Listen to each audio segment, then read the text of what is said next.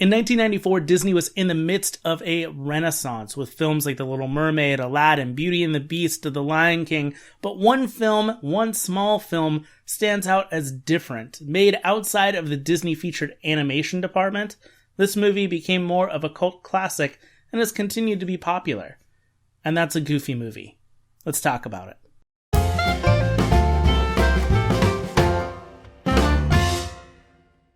If you enjoy all things Disney, including the films, the TV shows, the theme parks, and even other geeky things outside of Disney, make sure to check out that subscribe button down below. Maybe click it, as well as that bell notification. It lets you know when we put up new videos, and we love having you around.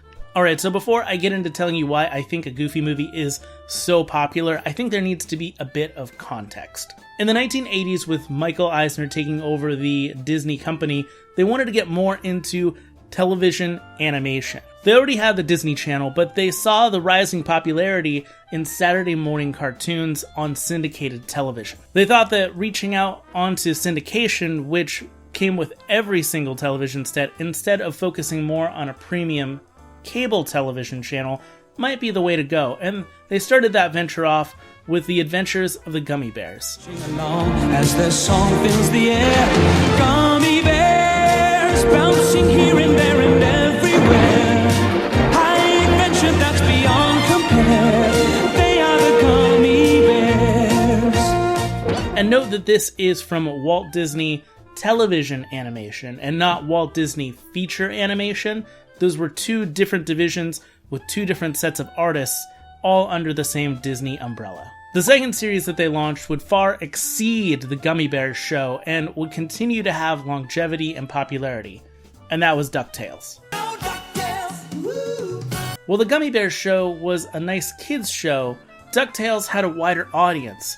It played to all kinds of people because kids loved the newer characters, but adults still loved that it had Donald Duck, it had Huey, Dewey, and Louie, it had Scrooge, all of these characters that they already knew. DuckTales would launch a set of toys, video games, a theatrical feature release, and would lead to Disney's new dominance on syndicated television. With all of the big networks now taking notice, Disney could call shots, and instead of focusing on Saturday morning cartoons, they decided to put a 2-hour block on after school called Disney Afternoon, focusing on children's television animation.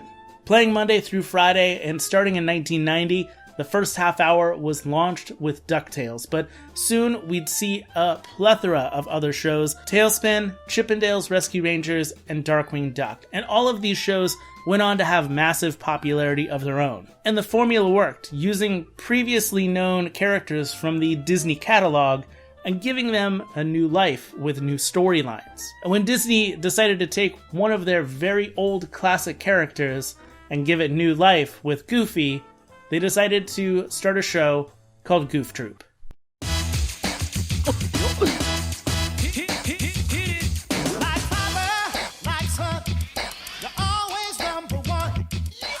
Goofy had always been an extremely popular character ever since his debut in 1932, but he was always a one-dimensional character. He was always just the punchline. He was never a character that felt real or felt that you needed to see him any longer on screen than those early shorts. So Disney had to revamp the character and make him feel a little more human, even though he's a dog. They added depth to the character by making him a single father raising a son named Max. He was a bit of a pushover that gave in to his aggressive neighbor Pete and allowed Max to get away with more than he probably ever should have.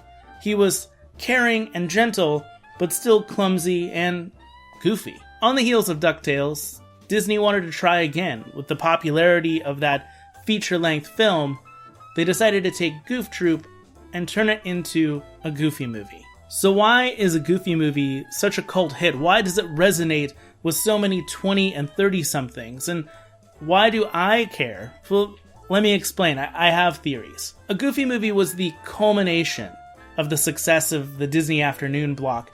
I remember going home after school and begging my parents to allow me to do my homework after I watched the Disney Afternoon because I loved these characters so much. And I didn't just love Goof Troop, I did love Darkwing Duck and DuckTales and all of those characters. I remember fondly watching the shows. I remember on the weekends playing the video games, and I even remember going to Disneyland one summer when many of the attractions were dolled up to feature some of the Disney Afternoon characters. The Disney Afternoon was such a huge part of the early 1990s, and it truly was, for those people who grew up at that time, a highlight of their lives. I know because it was a highlight of mine. I also think that this movie is really loved because a Goofy movie like Goof Troop was relatable. Beauty and the Beast and Lion King were breaking box office records and earning Academy Award nominations, but they weren't really speaking to me. As an elementary school student, I found Goof Troop relatable.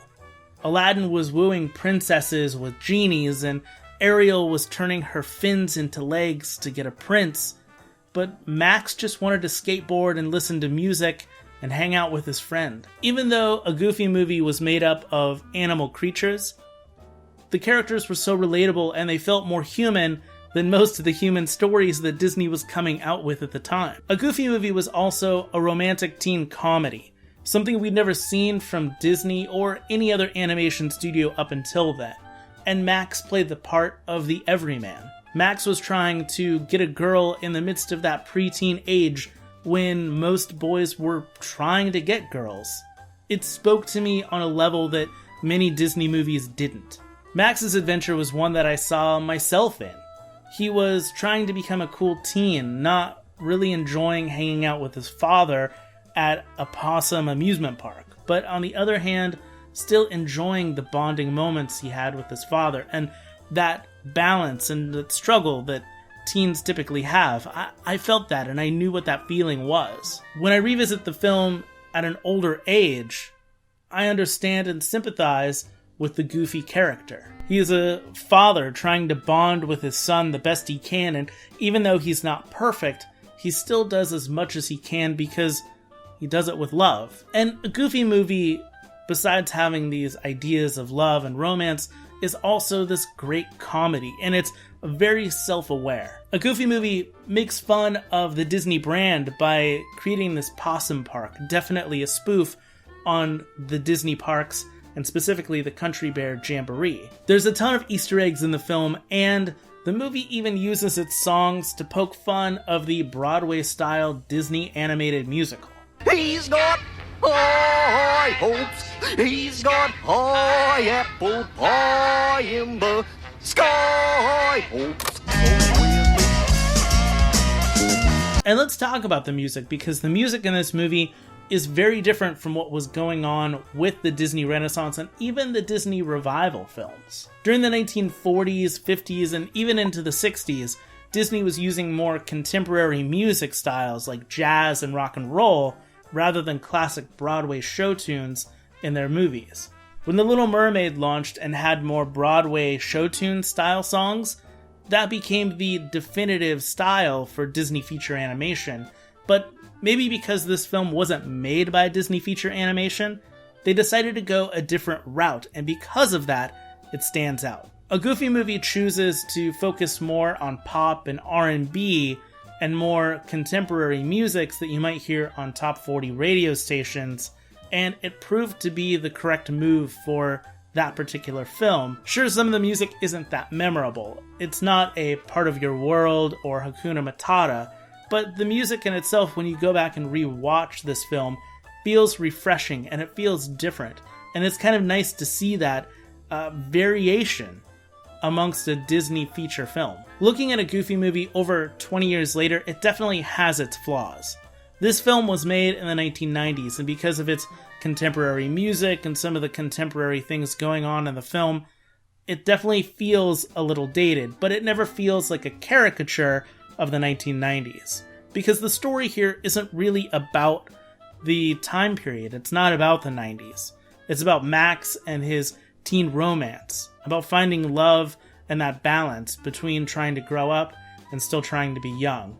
And it's about the love and bonding in a family and a relationship between a father and a son, and how Goofy is still trying to hold on to his son that he's always loved, even while he's growing up. These are the types of moments that we all go through in life, and it's easy to see the relatability in that. Even though this film is now over 20 years old, and it isn't one of those films that stands out as those diamond edition DVD Blu-ray combo packs. I think it is a film that's important to the Disney Renaissance and to Disney as an entire brand. To me, a Goofy movie has earned its cult classic name. It's earned its reputation, and maybe it's underrated, but it's one we all love. But let me know if you've seen a Goofy movie, and why you love that film or why you don't, and which movies from the Disney catalog should be seen as better films, why they're underrated, or why they're just simply cult classics. Let me know in the comments below. Check out our t-shirt shop. We've got tons of t-shirts that you can check out, and until next time, thank you for watching, and keep on moving, people.